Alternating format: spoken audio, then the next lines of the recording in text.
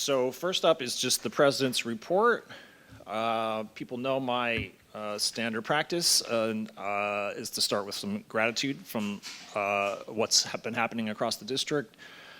I wanted to express appreciation on behalf of the board for everybody that recognized the board for all of its work, the lovely gifts that we got, thanking you for the thank yous. And then also, people may or may not know that it's senior week this week, and I know Mr. Block is in the background there, but senior athletes are being recognized at various events throughout the week. The parents make a lot of effort to support those athletes, and we make a big deal out of it, as we should, because our athletes put a lot of time into participating in our sports and leading their teams, and just want to appreciate all the effort that goes into expressing our appreciation for all that those students have achieved out there on the field.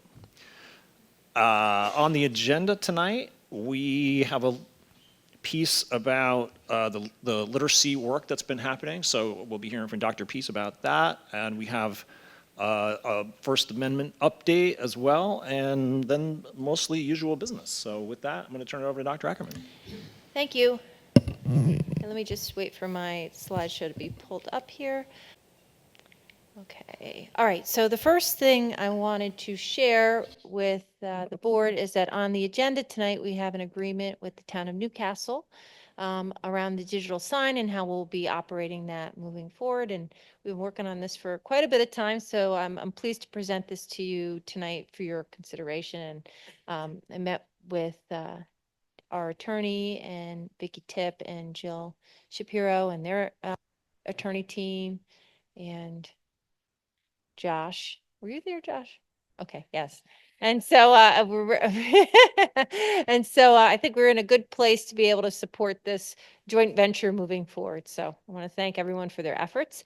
And then thank you to, we had only about 5 people, maybe 5 or so people email us about our draft First Amendment policy, and then the policy committee met again to talk about that, and we discussed whether or not we should continue it in its current form or we should change it to a regulation. And so not many people are aware of this, but for some of our board policies, they're accompanied with regulations on how the district will see those policies through. And so we talked about, because in considering some of the feedback around the language around having a First Amendment policy and how that didn't sound or feel right, and then knowing that we can't really go into our code of conduct at this point of the year based on some regulatory language around how that is formed and the process in place to make sure that there's a hearing and students know what the rules are at the start of the year.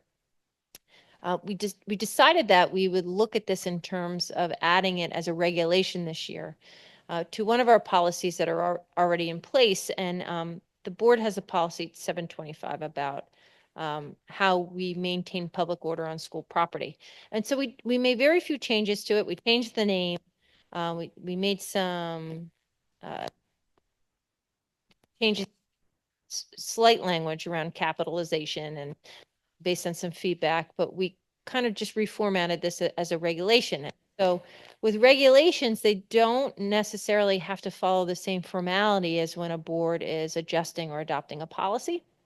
The board can delegate to me, the superintendent, on creating a regulation and the details within it to implement any given policy.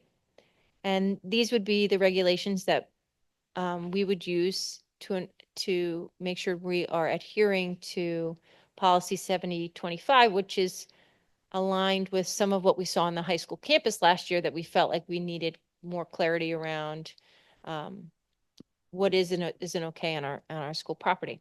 And so there's 2 ways that this can happen. I can develop them and attach them to policies, and I need to let you know about it, or the board can actually adopt a regulation, and you do that every year. You adopt the fees for our facilities. It's the only regulation that since I've been here, that the board has actually adopted.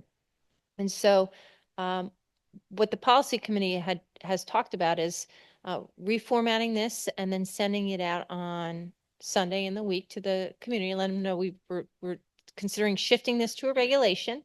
And then talking about in our next meeting about whether or not this would be something that the board would adopt, or if it would be something that the superintendent would attach to policy 7025. And then we would look at, as we start to get ready for next school year, are there pieces of this regulation that we should talk about in terms of embedding into the code of conduct, what we can't do at this point. So we'll be talking about that when we get to that point of the agenda. And then Adam, if you could share with some Instagrams on here. Yeah, we have two Instagrams tonight, thanks to the CSF. 5.2 was written by Andrea Dorio, who's a fourth grade teacher at Roaring Brook. Legos have come a long way since I was playing with Legos as a kid.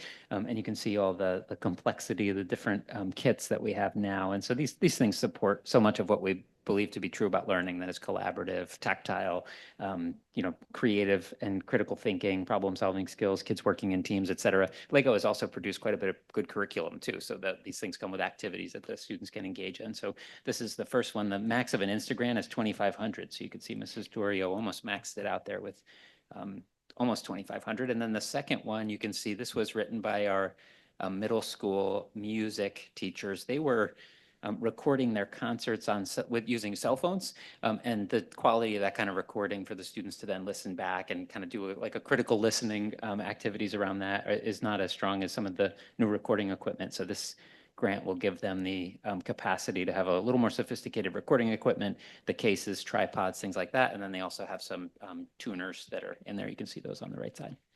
Thank you, Adam. And then Jamie, do you want to want to come up to the mic and talk about the merger that we have on the agenda tonight?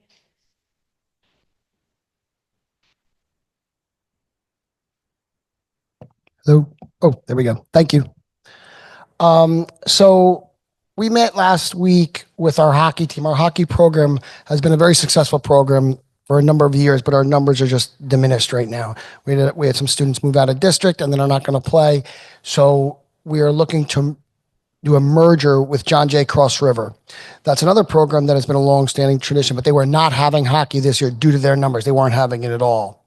By merging, it just puts us into a healthy and safer environment for competition. It'll give us the right amount of numbers, the right levels to compete with that I think will benefit the athletes, certainly from our school and actually that school as well. Any questions about that? What school do they play under? Is it us because we're the host school? Yeah, so we're what's called the host school. So for right now, we're also merged for girls ice hockey. Brewster is the host school for that.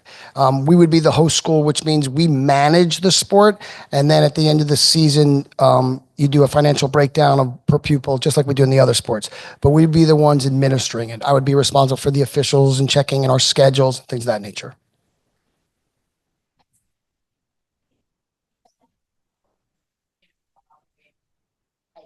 Correct. That's the only level that we offer varsity ice hockey.